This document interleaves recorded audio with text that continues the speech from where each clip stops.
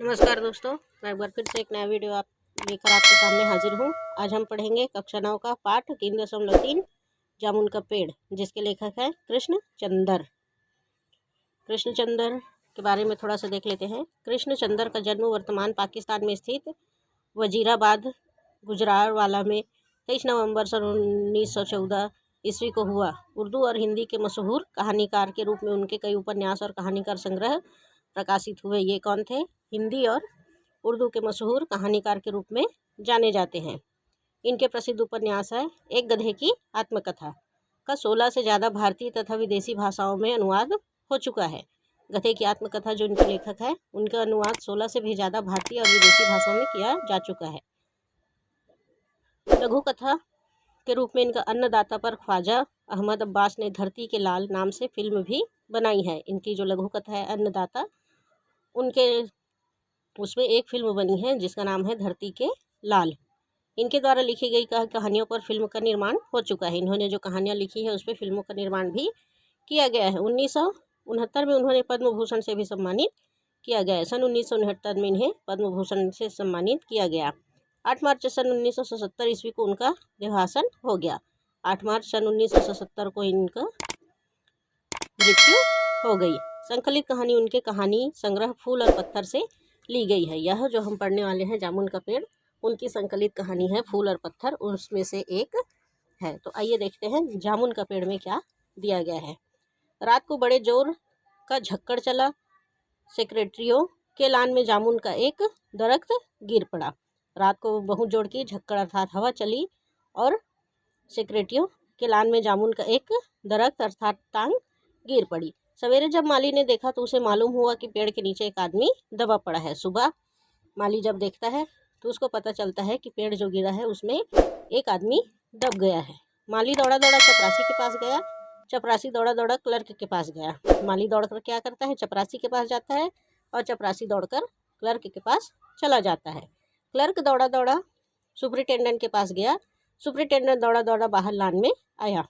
Clerk जो है दौड़ के सुपरिटेंडेंट के पास जाता है और वह दौड़कर बाहर लान में आ जाता है।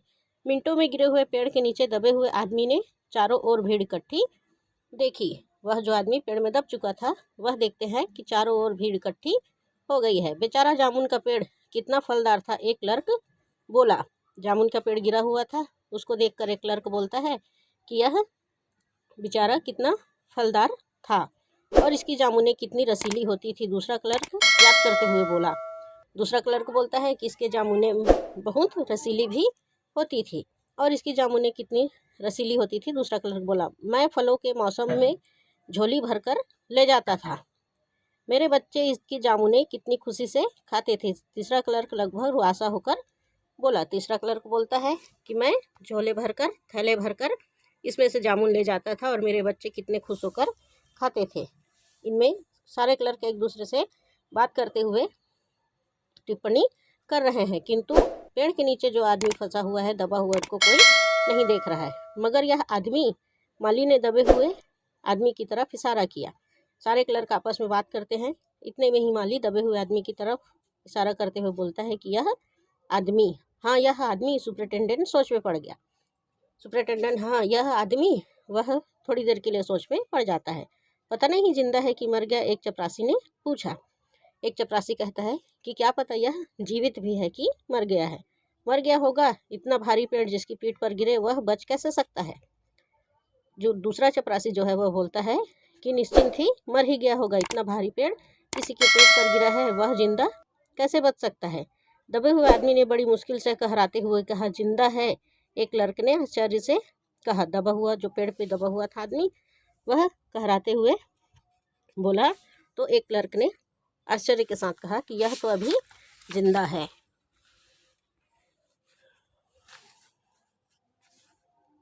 दरख्त तो हटाकर इसे जल्दी से निकाल लेना चाहिए, माली ने सुझाव दिया। उसे जिंदा देखकर माली उपाय सुझाता है कि जल्दी से इसे बाहर निकाल लेना चाहिए। मुश्किल मालूम होता है, एक कामचोर और मोटे चपरासी बोला। वहाँ पर एक मोटा और कामचोर चपरासी था। वह कहता है कि इसको बाहर निकालना बहुत ही मुश्किल मालूम पड़ता है। पेड़ का तना बहुत भारी और वजनी है। वह बोलता है कि पेड़ का तना जो है वह बहुत भारी और वजनी है, इसलिए उसको निकालना मुश्किल होगा। मुश्किल क्या है? माली बोला, अगर सुपरिटेंडेंट साहब हुक्म दे तो 15-20 माली चपरासी और क्लर्क लगाकर पेड़ के नीचे से दबे हुए आदमी को निकाला जा सकता है। माली बोलता है कि इसमें मुश्किल कुछ भी नहीं है, यदि सुपरिटेंडेंट साहब हुक्म दे, आदेश करे तो 20 माली और क्लर्क लगाकर उनको बाहर निकाला जा सकता है।